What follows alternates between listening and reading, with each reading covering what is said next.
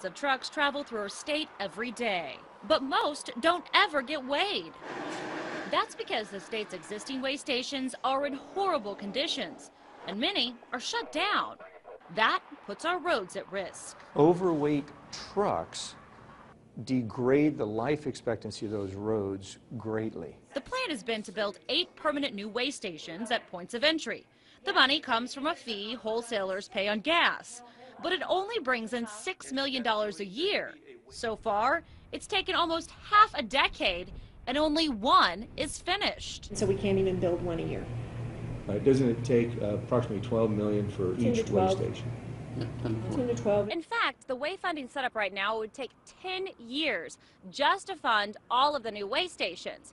But Senator Stanislawski came up with a plan and hopes to have them all funded in half that time. That we operate 8 permanent weigh stations. Senator Gary Stanislawski of Tulsa called together commissioners with the Oklahoma Corporation Commission and the Secretary of ODOT. The idea?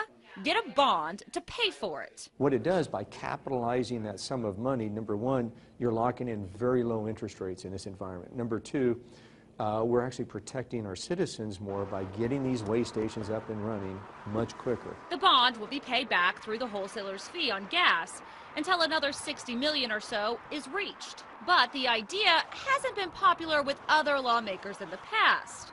Still, that was in the early stages. Once you have a funding stream in place, whatever that is, whatever the decision is made, then I think you can talk about, okay, are the projects far enough along that bonding them makes sense? It likely won't happen until next session, but Stanislawski says discussions pave the way to keep our pavement preserved down the road.